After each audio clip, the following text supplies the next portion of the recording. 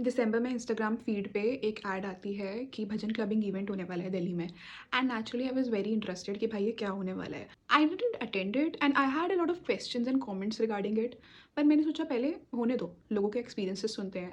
Event हो गया जनवरी में एंड उसके बाद बीबीसी की रिपोर्ट भी आई about people really appreciating it and some people had their doubts. In fact recently अभी हमारे पीएम जी ने इसको एंडोर्स भी किया है मन की बात में and I also think that it is an interesting cultural experiment because somehow हमारी जो नई जनरेशन है जेंजी है वो खोखले एक्सपीरियंसेस की बजाय मीनिंगफुल एक्सपीरियंसेस को चूज़ कर रही है इन वट एवर फॉर्म।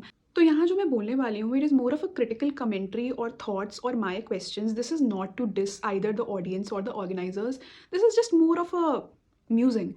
सोच रही हूँ मैं बस। पहली बात तो भजन क्लबिंग में कुछ अलग नहीं हो रहा है जो कि कीर्तन भजन मंदिरों में सत्संगों में होता है, एक्सेप्ट कि now it's happening in like an open setting with live music and performers etcetera. But bhajan की गरिमा का ध्यान रखा जा रहा है, no alcohol and shit is allowed over there, which is very nice. तो हमारी क्रिटिक या थॉट का concern is not the substance of the event बल्कि उस इवेंट को मार्केट कैसे किया जा रहा है। देखो, पहली चीज आप ये डिनाई नहीं कर सकते हो कि आप कहीं ना कहीं भक्ति को एक एक्सपीरियंस इकोनॉमी में ला रहे हो। जैसे लोग पैसा देके कॉन्सर्ट में जाने की, एग्जीबिशंस में जाने की टिकट खरीदते हैं, शायद वैसे ही पैसा देके वो एक शाम खरीद रहे हैं जहाँ पे वो भक्ति को एक्सपीरियंस कर पाएँ, एक बिलोंगिंगनेस को, एक एक्सपीरियंस को ले पाएँ। भक्ति या जो कीर्तन का एक्सपीरियंस है उसको पैकेज करके, टिकट करके ऑप्टिमाइज़ किया जा रहा है टू अ पर्टिकुलर ऑडियंस। दूसरी बात, भारतीय संस्कृति में एक कहावत है, भजन भोजन और नारी पर्दे के अधिकारी।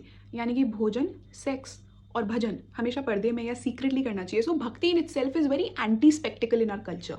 एंड भक्ति में डिसिप्लिन, रेपिटेशन और बोरेडम के बहुत एलिमेंट्स हैं। भक्ति इज नॉट फ्लैम्बॉयंट। आप नाम जब करते हो या आप अपने आराध्य को याद करते हो तो उसमें एक रेपिटेशन है, एक परसिवरेंस है, उसमें कुछ ओवर स्टिमुलेटिंग नहीं हो रहा। बट भजन क्लबिंग को मार्केट किया जा रहा है इन एन ऑपोजिट वे कि वहाँ पे लाइट्स होंगी, क्रिसेंडोज होंगे, लाउड म्यूजिक होगा, you will have those emotional highs जो कि आपको एक कॉन्सेप्ट में होते हैं। And you know there is nothing wrong with it, क्योंकि ऑर्गेनाइजर्स जानते हैं कि वो किस जनरेशन को टारगेट कर रहे हैं। उनका कॉम्पिटिशन मंदिर या सत्संग नहीं है, उनका कॉम्पिटिशन है ओटीटीज, रील्स, कॉन्सर्ट्स, जिन्होंने आज की जनरेशन का अटेंशन कैप्चर कर रखा है। तो obviously they will have to borrow their grammar of stimulation as well to attract this generation. Bhajan clubbing जैसे इवेंट्स और भी चीज़ों के थ्रू हम एक स्पिरिचुअल कैपिटलिज्म की तरफ बढ़ रहे हैं जहाँ पे लोगों में जेन्युइन डिजायर है टू एक्सपीरियंस द डिवाइन और to experience something transcendent, but उसको क्वेंच किया जा रहा है, उसकी पूर्ति की जा रही है आपको एक टेम्पररी स्टिमुलेटरी इमोशनल हाई वाला एक्सपीरियंस देकर। भक्ति यहाँ पे एक प्रैक्टिस नहीं है, एक इवेंट है, एक वाइब है। Yes, there is absolute pure joy जब आप कीर्तन में पार्ट ले रहे हो, जब आप प्रभु का नाम जप रहे हो।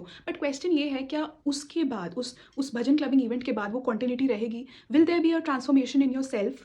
Because remember, bhav is not भक्ति।